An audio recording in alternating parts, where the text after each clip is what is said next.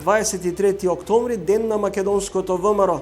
А вие гледате ново издание на Трилинг и моите соговорници. Мане Јаковлевски, еден од основачите на ВМРО ДПМН. Ова политика што ја води Каракачанов и Бојко Борисов, тие токму ја носат или ја трукаат Македонија тамо каде што не сакаат да биде Македонија.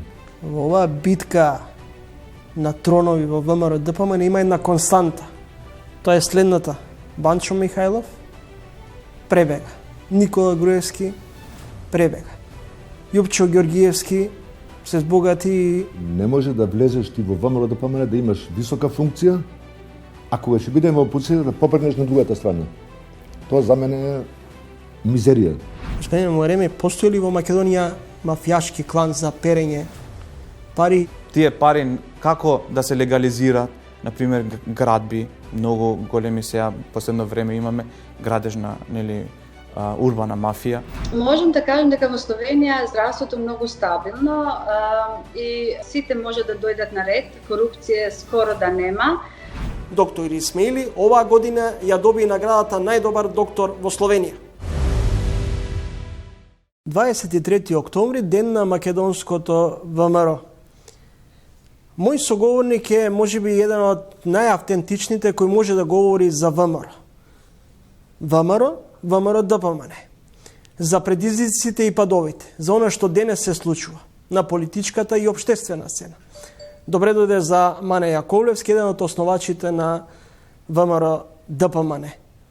Најпрво бевте ДПМН, потоа ја го дадовте префиксот ВМРО.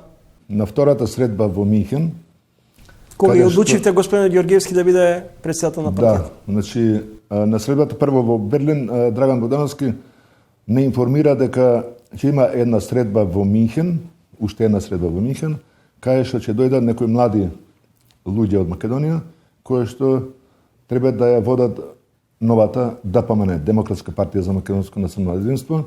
Јас не отидов на таа средба во Минхен, отиде брат ми, Стево Донески, мајката беше исто на таа средба.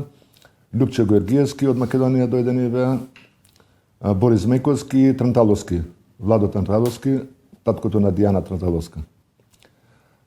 На таа средба, покрај датумот што беше договорен, се договори по предлог на Борис Мејковски, се донесе одлука покрај ДПМН да го води префиксот ВМРО пред ДПМН.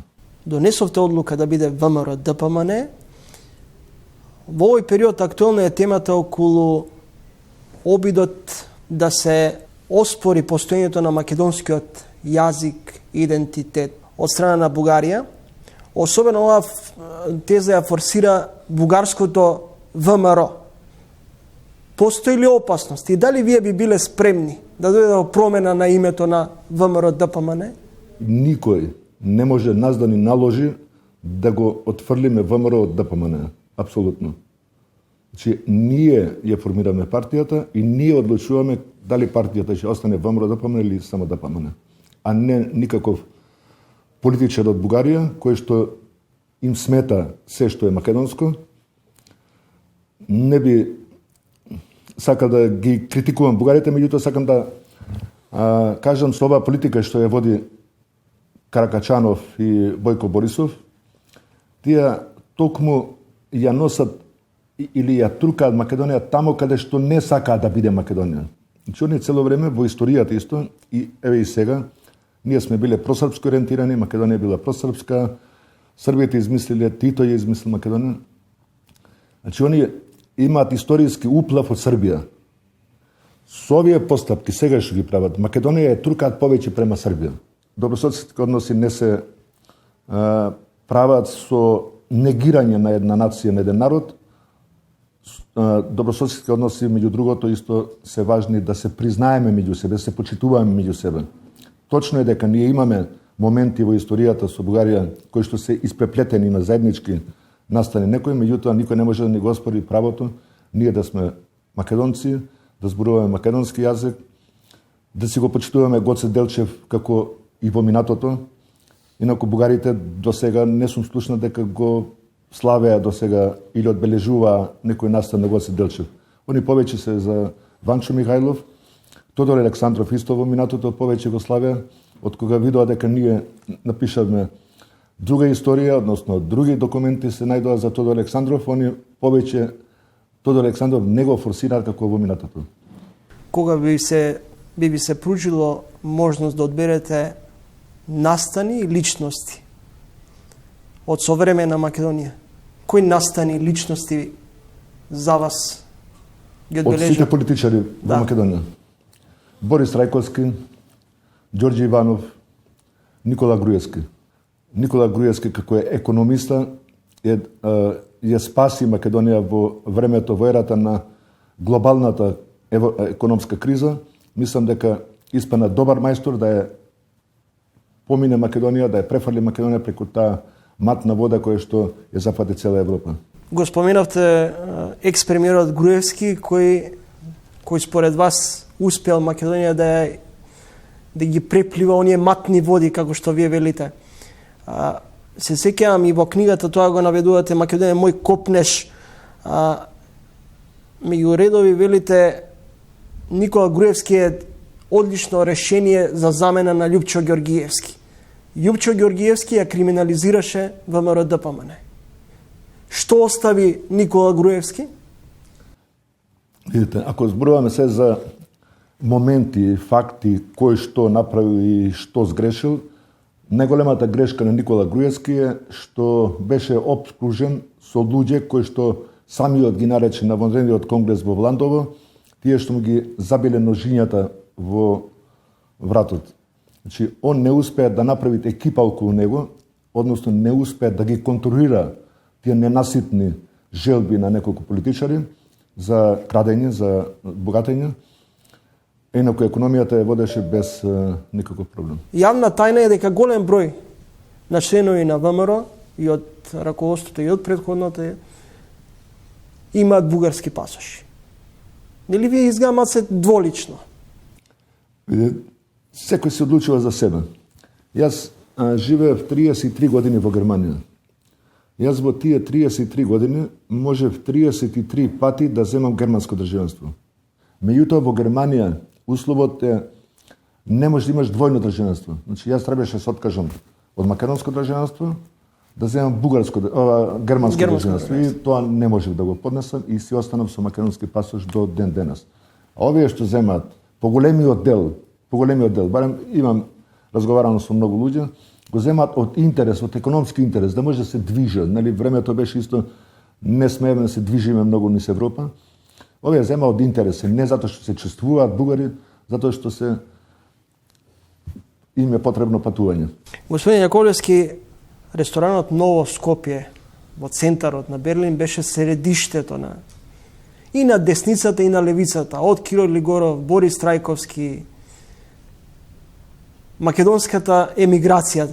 Вашиот брат Гојко Јаковлевски, кој исто така е еден од основачите на ВМРО-ДПМН, важеше за про-бугарски ориентиран.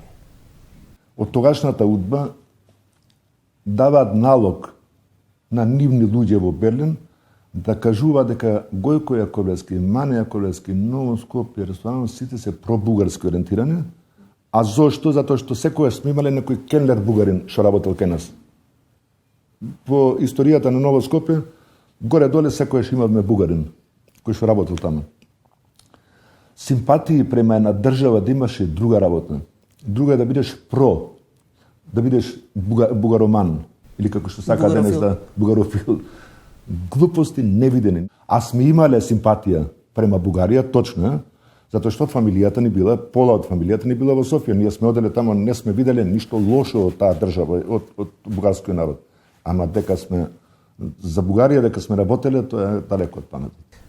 Вие во интервју за Актуел пред неколку години велите дека, меѓу другото, дека Љупчо Ѓоргиевски ја криминализирал партијата. Сега го критикувате и ова раководство на СДСМ, го величите Никола Груевски. Прашањето ми е каде е извориштето на криминалот и корупцијата? Никого не величам, кажувам што мислам. Значи, Никола Груевски, да, он е најуспешен премиер до сега што имала Република Македонија. А криминалот има служби, треба да се проверува, еве како што и од СДСМ неколку пати го потенцираат да има да почне да речеме испитување на потекло на имот. Па нека почне нека испитува потекло на имот.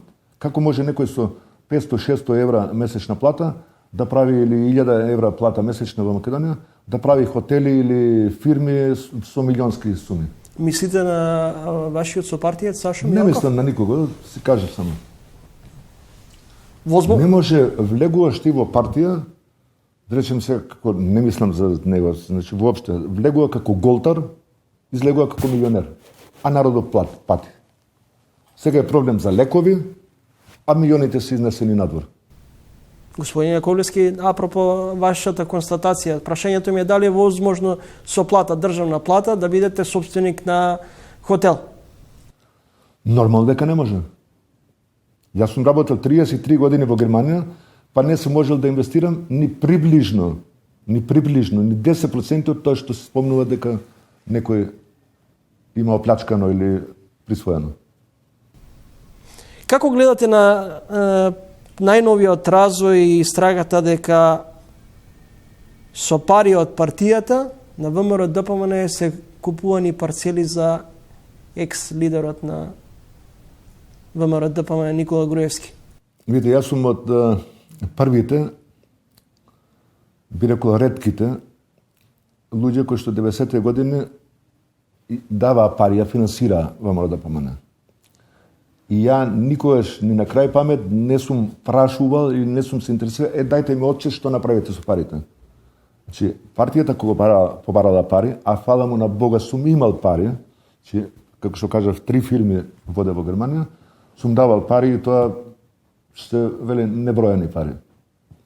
Ама никогаш не сум побарал отчет. Не знам дали ова точно што го кажуваат, претпоставам дека се работи за чланарината. Ние кога даваме чланарина, значи јас секоја година нормално и сега си уплаќам за партијата како член на партија, нели пари. А не барам отчет они кај ги потрошиле парите. Затоа имаме раководство, они одлучуваат каде ќе ги потроша парите. И ако се потрошени се, не знам зашто пишува приватно, можеби нека одлука на извршен, на централен, на партиското раководство, не знам зашто се работи. Прочитав нешто вчера дека се злоупотребени пари. Значи, ако се злоупотребени пари, се злоупотребени партиски пари, а што го интересира СДСМ дали нашите пари отишле за ова или за друго нешто, или за кола, дали сме купиле ние? Во македонската јавност се создава атмосфера и амбиент дека во земјата функционираат мафијашки кланови. Во Македонија секогаш владеле кланови некои, меѓутоа тука е правосудниот систем кој што има затајано, кој што секојаш работи по наредба на некој политичар, а не работи по книгата на законот. Додека они гледаат или чекаат на телефонот некој да му зазвони, да му каже за нешто, в Македонија ќе тоне се повеќе економски.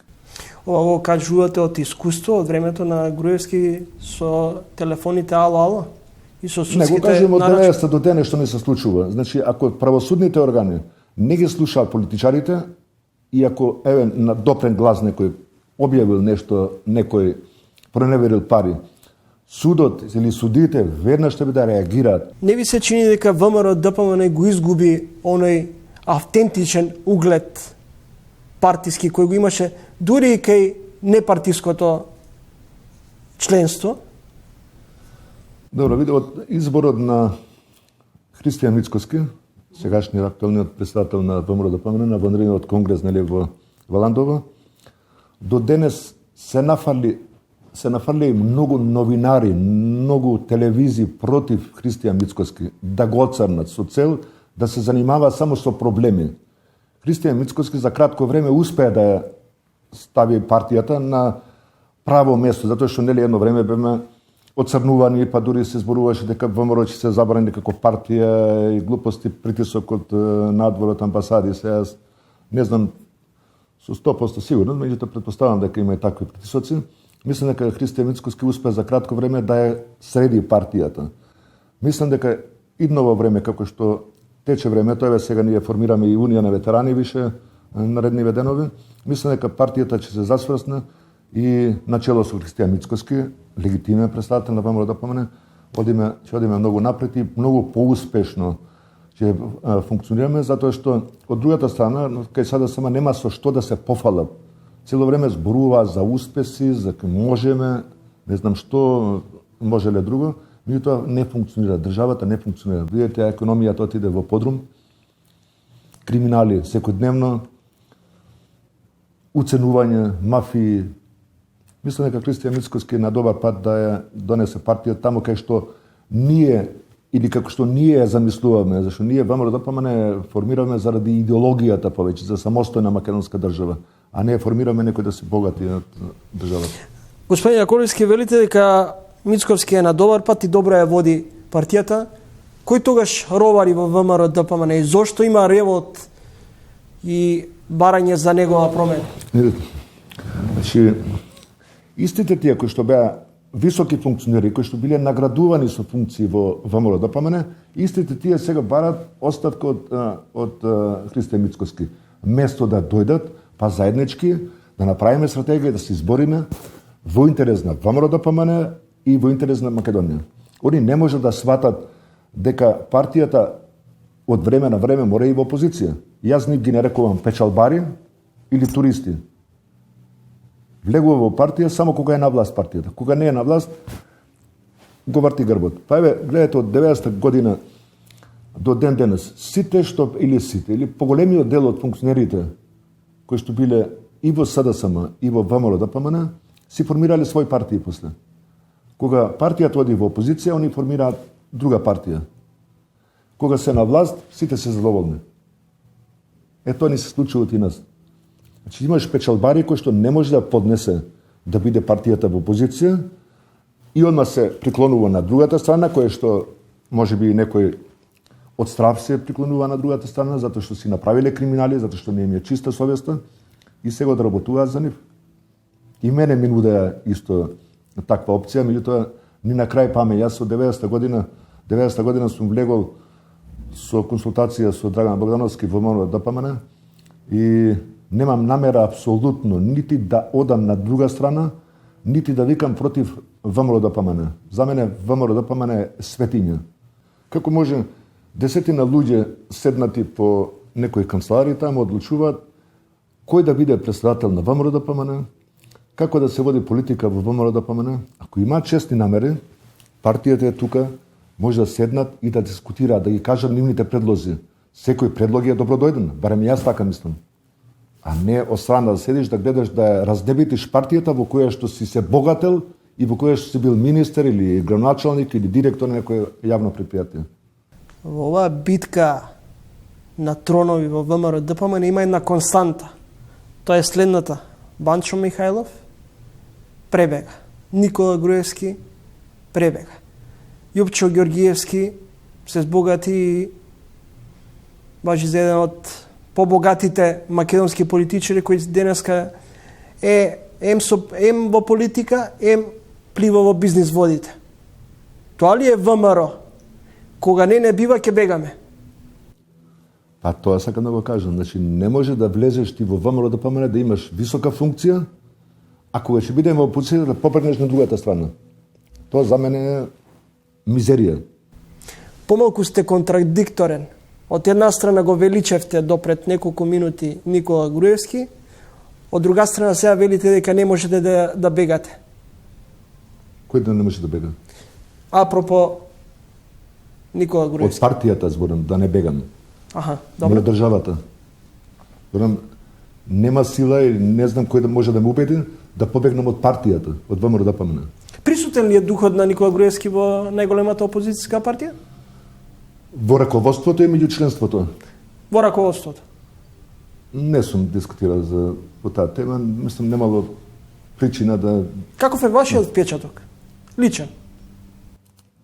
Види, добро, покрај тоа што се оцрнува Никола Груевски, целта ми е да оцрнуваат и ВМРО-ДПМН.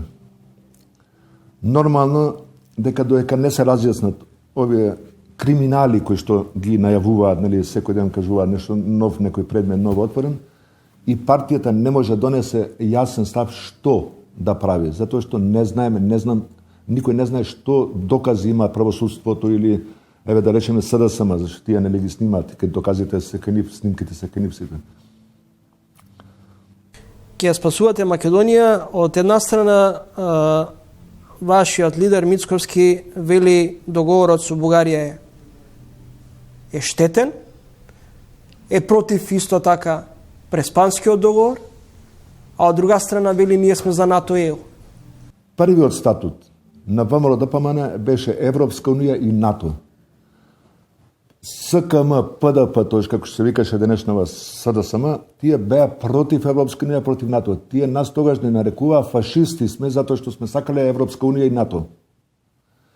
Скоро слушам, они ја формирале државата, они биле за Европска унија и НАТО. Они ја спасуваа Југославија тогаш. Чи ние беме првите кои што спомнавме и сега сака некој да ни го земе тоа право дека ние сме против Европска унија, ние сме против НАТО. Ние не сме нити против Европска унија, нити против НАТО. Ние сме да влеземе во двете организации, меѓутоа со крената глава, а не со искршена кичма, кој како сака, еве сега го смениме името, ајде сега Гоце ќе се откажеме, ајде после се откажеме од црквата. Глупост е тоа, во Германија има една изрека, има салама тактика една. Салама тактика е, кај нас не се случува таа салама тактика сега. Значи, секој зема дел од саламата. И на крајот вика кога ќе сечеш на едниот му даваш на другиот, на третиот и на крајот ќе ти остане вика конецот тој што се суши саламата. Тоа нас не чека. Ние ќе останеме на крајот со конецот, а саламата ќе изеде други. Државата ќе отиде, ние ќе кажеме, уште ќе пееме песни за Гоце Делчев, за Тодор Александров или за Балканските војни. А државата ни отиде. Или има уште нешто да се спаси, меѓутоа не е таа држава Македонија што ние ја знаеме или што сакавме да биде Македонија таква држава. Како вие, како еден од основачите на ВМРО ДПМН, ја гледате Македонија во иднина? Ако вака продолжи Заев со неговата влада и со неговите луѓе во СДСМ, Македонија чека катастрофа. Значи, губиме, до сега веќе се губиме, значи он е спремен на отстапки, Господ знае што ќе се договори сега, не прочитав Сабајлево негде дека ќе оди во ноември во Софија со неговиот пријател Бојко Борисов, Господ знае што ќе му вети нема, затоа што човекот ветува и исполнува. И на грците, и на бугарите, и за двојазичност, и за глупости там. Нема проблем. Мислам, ако седне со Бојко Борисов, ќе прифати се што ќе му побара Бојко Борисов. И затоа го научи и затоа секојаш бара некои остапки од него. Затоа што е лесен за убедување. Ви благодарам за гостувањето во емисијата. Благодарам за поканата.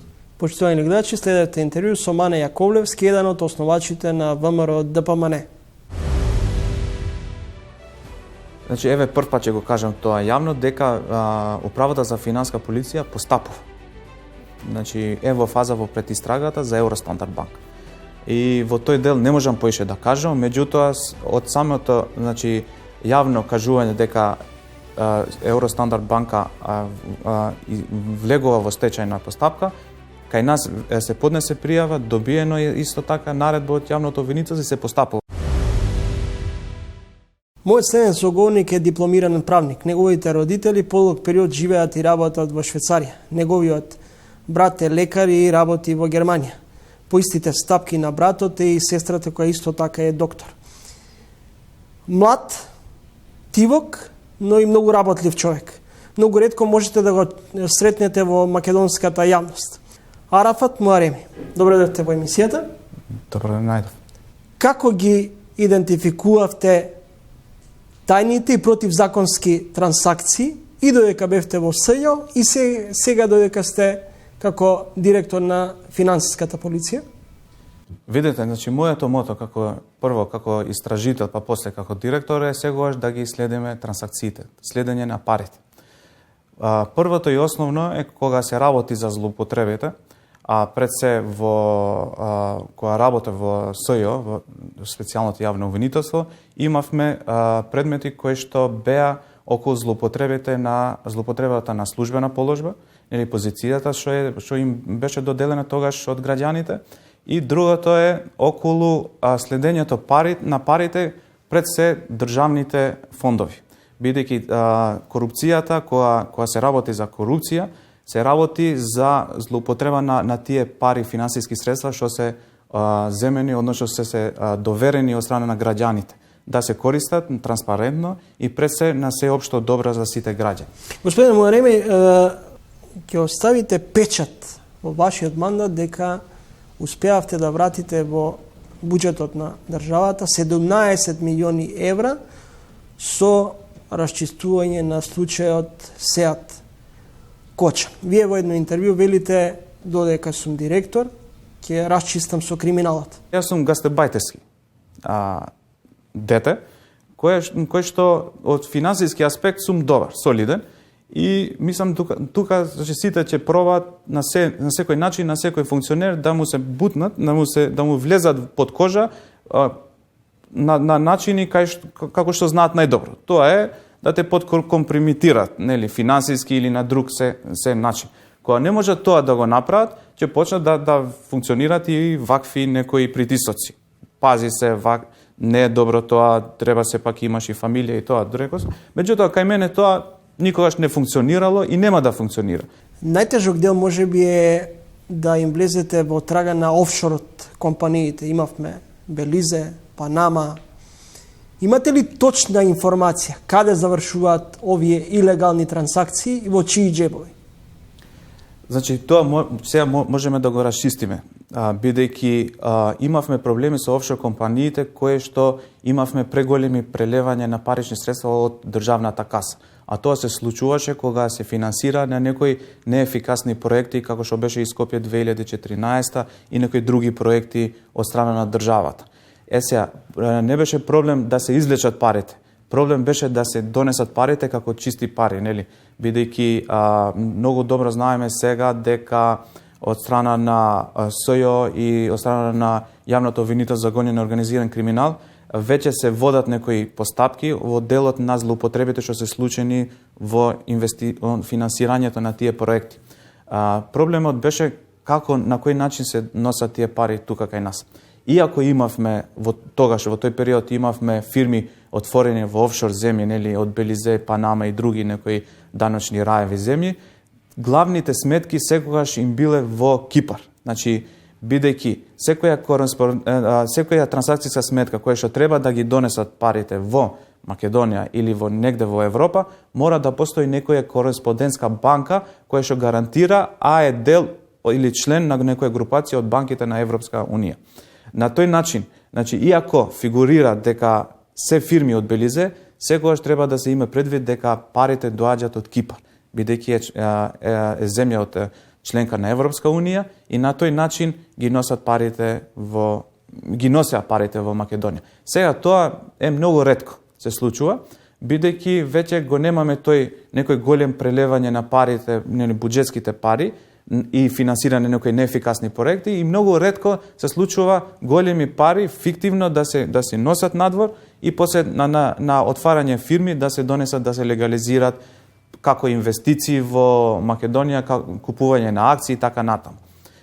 Сега баш конкретно го имаме, класично го имавме начинот, нели, пред некој ден што го реализиравме еден случај, а тоа е делот кој што треба да се даде провизија на добивање на тендери, се отвара тука во земјата некои фиктивни фирми, класично на управители ги стават на некоја ниско економска класа на граѓани или наркомани или некој трет, нели, класа на граѓаните, кои што со давање на 100 евра им кажуваат да отварат фирми и на тој начин преку тие фирми ги влечат парите во кеш за да се даде процентот кој што им е ветен на функционерите, нели, што ги добиват тендерите.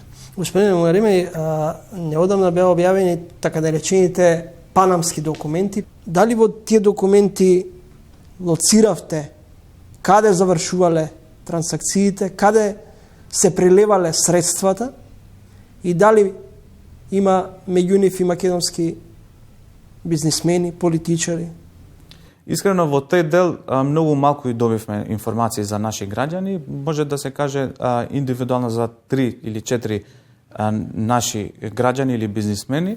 Меѓутоа, големиот дел од тие информации се само како податок. Денове се отвори случајот со Ристо Новачевски, кумот на екс-премиерот Никола Груевски. ако се точни информациите на истражувачкиот центар ИРЛ.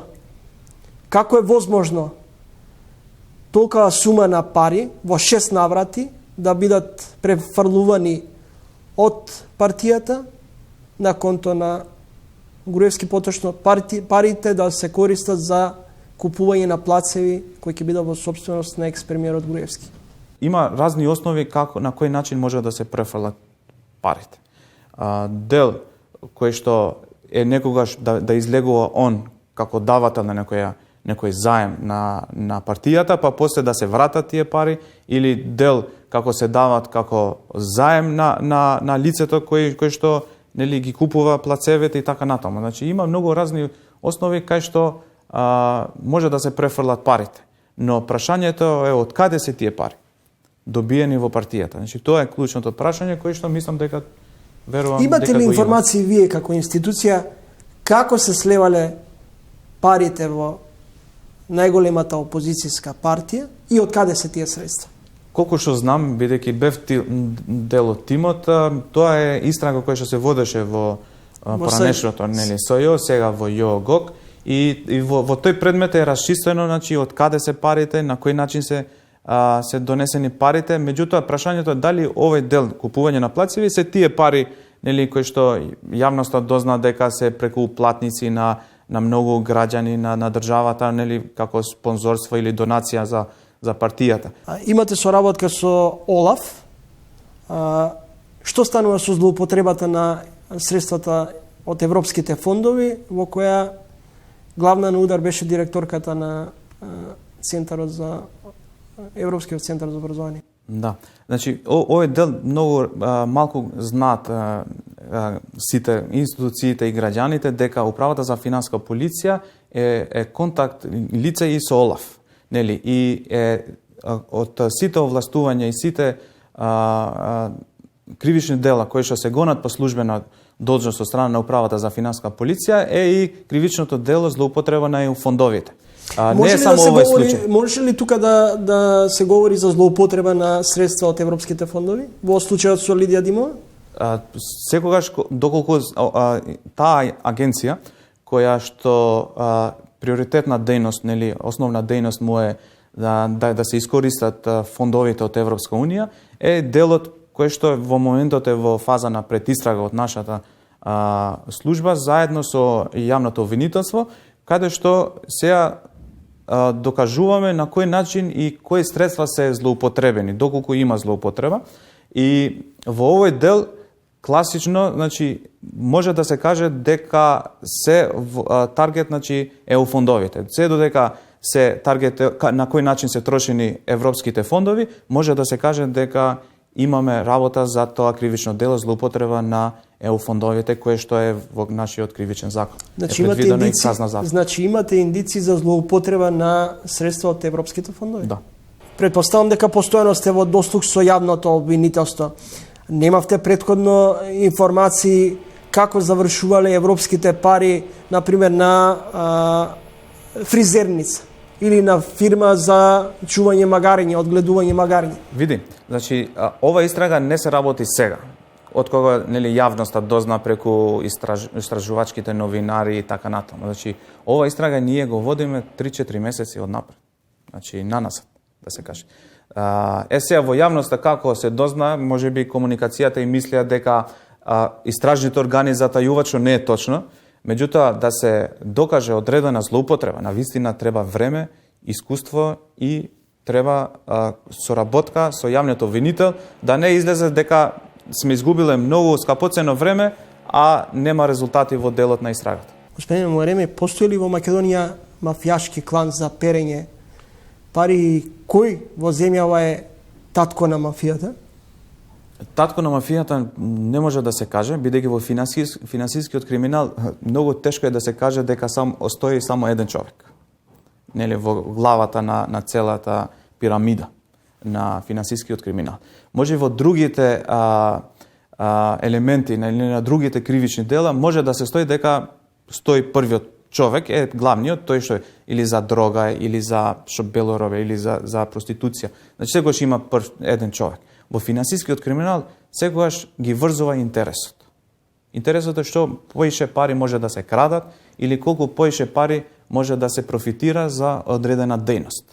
И секогаш има неколку луѓе. Меѓутоа, дали има перење пари? Зависи на кој начин го гледаме перењето пари. Например, во секое дело може да се најде перење пари, бидејќи перењето пари согласно судската пракса е воспоставена во државата, бара и предикативно дело. Злоупотреба некоја и преку злоупотреба да се извлечат парите, па на тој начин се прави кривично дело, па после тие пари како да се легализираат, например градби, многу големи сега последно време имаме градежна урбана мафија, или па купување на возило, купување на станови. И на тој начин ти веќе ги почнуваш фазата на легализирање на парите. Моментот кога ти го купуваш некој недвижен имот или движен, ти веќе си ги ставил во оптек тие пари. Како ги доживувате критиките, например, од опозицијата која вели дека државата има селективен пристап? Значи, не е точно тоа, одма ќе го негирам, бидејќи од самото доаѓање на јас како директор на управата за финанска полиција, сум поднел пријави и за претходната власт, меѓутоа и за сегашната власт. Дали е точно дека финансиската полиција бега од испитување на банкарските трансакции и лошите пласмани? Значи, еве прв пат ќе го кажам тоа јавно, дека управата за финанска полиција постапува. Значи, е во фаза во предистрагата за Евростандард банка. И во тој дел не можам поише да кажам, меѓутоа од самото, значи, јавно кажување дека Евростандард банка влегува во стечајна постапка, кај нас се поднесе пријава, добиено е исто така наредба од јавното обвинителство и се постапува. Арафат Муареми, директор на управата за финансска полиција. Во градот најчесто се движите без обезбедување. Не стравувате за вашата лична безбедност? Во едно интервју прочитав дека сте имале еден период закани и врз вас и врз вашата сопруга. Тоа беше во времето кога ги работев предметите, предметите со тие некои афери во УБК и така натаму. Тоа беше во тој период, меѓутоа и тогаш немав обезбедување, само ги информирав претпоставените и со службени белешки и така натаму дека постојат одредени индици, закани по моје здравје, по мојот живот и животот на мојата фамилија. Бидејќи на крајов го споменавте специјалното јавно обвинителство, токму од Катица Јанева бевте ангажирани да бидете дел од СЈО. Очекувавте ваков крај на специјалното јавно обвинителство, за кое многумина граѓани очекува и се надеваа дека преку СЈО ќе се стигне до правда и правна сигурност. Искрено, јас лично не очекував, значи ваков настан, а меѓутоа во самиот предлог што е даден од страна на тогашното СЈО да се ангажирам како истражител, не беше даден од страна на Катица Јанева, туку од еден обвинител кој што заедно студиравме и он стана обвинител, јас станав истражител инспектор во финанска полиција и така и таа соработка продолжи да трае. Меѓутоа, дали јас очекував вакво нешто? Не, искрено, меѓутоа во самото моје ангажирање таму јас им кажав дека видете, од искуство ви кажувам, само треба да бидете сплотени заедно да не ми влезе кртот. Зашто во моментот кога ќе влезе кртот, значи се ќе се распадне. И тоа се случи по моето заминување од таму и се случи тоа што се случи. Од СЈО во едно интервју велите премиерот Заев ме повика и ми понуди да бидам директор на управата за финансска полиција. Доколку имате индиции, ќе влезете во фирмите на Заеви? Видете, значи нашата надлежност е постапување на секои индици добиени. И секогаш кај што има индици ќе влеземе. Зошто да не влеземе? Бидејќи јас го кажав тоа, лично со никого немам ништо. Службено секогаш постои можност да се провери. Може да се провери и мојата имотна состојба, и вашата имотна состојба, или на секој. И јас секогаш викам тоа, го гледам професионално и добро дојдени се тие проверки. за да се трне тоа некое сомнение дека еве прави криминал или не прави криминал. Секогаш се државните институции кои што се овластени и надлежни да го терат тоа и да докажат дали има криминал или нема криминал. Тој што навистина работи согласно закон и позитивните прописи на државата, не треба да се плаши од ништо. Како ќе расчистите со криминалот? Криминал имало, ќе има и секогаш и во иднина ќе постои како индици, нели, како настани.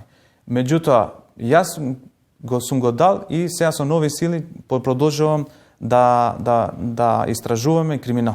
Како ќе го расчистиме? Многу тешко прашање, сериозно, бидејќи секој бара начини како да дојде и да стекне богатство. Ако прашуваш дали им успева, на некој им успева, значи сериозно, на некој ќе пробаме и наоѓеме начини како да докажеме. Меѓутоа има случаи кои што многу тешко се докажуваат, бидејќи нашите закони имаат многу пропусти. И тие пропусти додека не се променат, не се изменат законите, многу е тешко да докажување дека навистина има криминал. А знаеме дека има криминал. Ви благодарам за гостувањето во емисијата. Благодарам и вас. Почитувани гледачи, следете интервју со Арафат Муареми, директор на Управата за финансиска полиција. Можем да кажем дека во Словенија е здравството многу стабилно и сите може да дојдат на ред, корупција скоро да нема. Словенија го менаџира ова пандемија многу добро на почетокот, луѓето се дисциплинирани, средства имавме, информации од министерство, од болницава, од државата и бевме сите складни, овде се многу складни кога речат дека тој закон е таков, сите го почитуваат.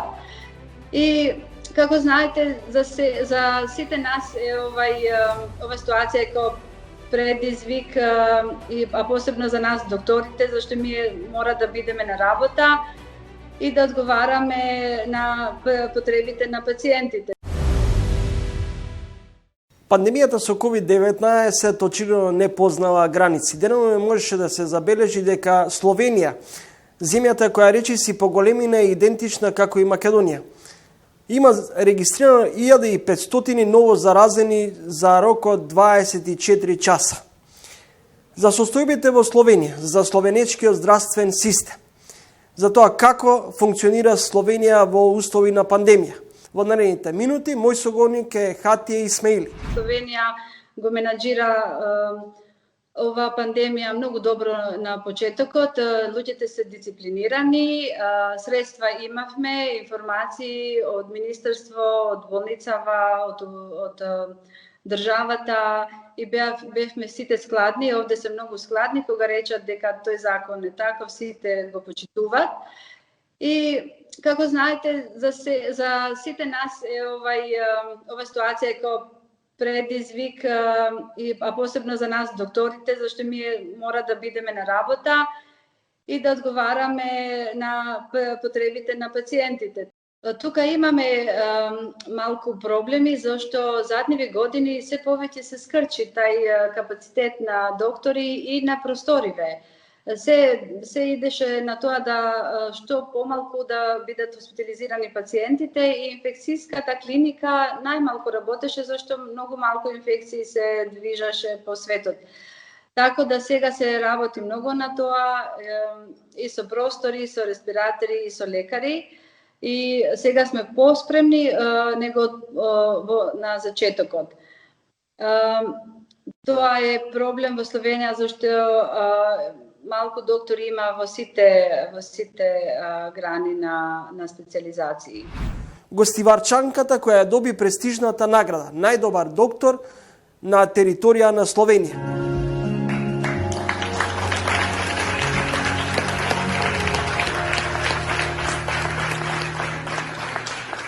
Ве поздравувам сите во Македонија. Чест ми е дека ме повикавте во вашата емисија. Што да ви кажам, доктор на годината за мене лично представува големо задоволство и по друга страна и обврска, да и понатаму работам понапорно и со голема посветеност на професија. Овде во Словенија секоја година, веќе 24 години, ревијата или списанието Вива организира nominacija za najdoktor ili doktorka. Tako da konkursite preko socijalните mreži i noviните, pretežno pacijentите se tije koji ne nominirati, koji glasat za nas. I jaz bih nominirana kao najginekolog i dobih najmnogo poeni od site tije lekari što beja nominirane v 10 kategoriji, tako da dobih ušte bih izbrana i kao najlekar v Slovenija. Pa ovdje v Sloveniji ima poznati klinični centri i bolnice, tije se rasporedeni po teritoriji, tako da ima 13 bolnici i 2 se klinični centri, a drugite ja pokrivat sekoja teritorija i sekoja mala bolnica, kao Novo mesto, jaz živim v Novo mesto, rabotat, da kažem vam, 80% site operaciji, drugite zdravstveni raboti, tako da ne treba sekoja stvar da se prati, na primjer, kao v Skopje i v Ljubljana ili v Maribor. Mi gi upravujeme sami, samo tije najtežite primjeri ili onkološki gi napatuvаме za kliničните centri. Tako da работиме много и снабдевани сме много со опреми, со најсоврсна апаратура, тимска работа, сериозен пристап код пациенти. Доктор Исмаили, како дојдовте до Словенија? Pa, to je malko interesantno. Ja sam v Sloveniji sam bila kao mala, ali vidite, moji roditelji работеа tamo. Po završavanju to na osnovната и средното изображување во Македонија заминав по студии на Rijeka. После, кога го завршив факултетот по медицина, се вратив во Словенија, точно во Ново место и сега сум 17 години овде. Специјалист сум 11 години, а 17 години работам во ова болница. Можам да кажам дека во Словенија здравството многу стабилно и не малку има приватизам. Tako da ova kako da se kažem, socijalna strana site može da dojdat na red, korupcije skoro da nema i zdravstvo to raboti така како што научивме во книгите на медицина. И иако има малку лекари, многу работиме, е лесно да се работи медицина, зашто сите ствари се одвивуваат така како што треба. Колку медицинскиот персонал во Словенија е ценет? Па можам да кажам дека сме многу ценени и пациентите се многу дисциплинирани и како да кажам, изображени се во медицина тоа што пациенти мора да знаат. Чекат во ред, знаат да се наручат, не прават гужва, не повикуваат на приватни телефони. Стварно имаме многу пациенти скоро цел ден, тако брзо све иде потека нормално, чекат на ред, чекат на сат, многу добро организирано. А и владата многу уложува, ми имаме најсовременна опрема као и со другите европски држави, зашто јас одам и на како се каже, workshop, на хируршки некои операции во туѓина и во земјава, и видам дека сме во корак со нив во Италија, Австрија, Франција, овде соседниве држави и во Хрватска, така да држиме корак со сите овие западни земји. Една од темите во Македонија е одливот на медицински персонал, барајќи подобра иднина во некои од поразвиените земји и во регионот, но и низ Европа. Дали македонски лекари има и во Словенија, освен вас? Има и во Словенија. Овде во Ново место има 2 лекара од Македонија, една докторка неврологиња од Скопје и еден специјализант од Прилеп на ортопедија.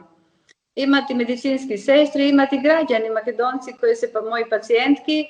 Јас имам пациентки од цела бивша Југославија, така да многу добро се разумемо и тие се задоволни исто. Како е да се живее во Словенија? Па јас, како ви реков, ги познав народот, го познав јазикот, зашто као 2-годишна девојче сум дојдена овде за празники, за летување по 3-4 месеца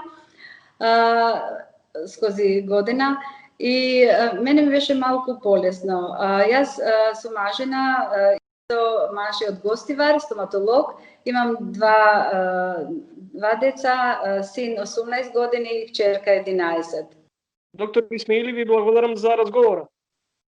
Фала многу, ве поздравувам сите, хвала за честа и пријатно, се најдобро. Гледавте Трилинг, ви благодарам на вниманието и се надевам дека во изминатите 50 на минути го задржавме вашето внимание со моите соговорници. Мане Јаковлевски, еден од основачите на ВМРО ДПМН, Арафат Муареми, директор на финансиска полиција, како и Хатија Исмаили, македонски лекар која повеќе од 17 години живее во Словенија. Професор Исмаили годинава ја доби наградата најдобар лекар во Словенија. Ви благодарам на вниманието и останете со програмите на телевизија 24. Се гледаме повторно за 7 дена, петок, 18 часот и 15 минути. Довидување.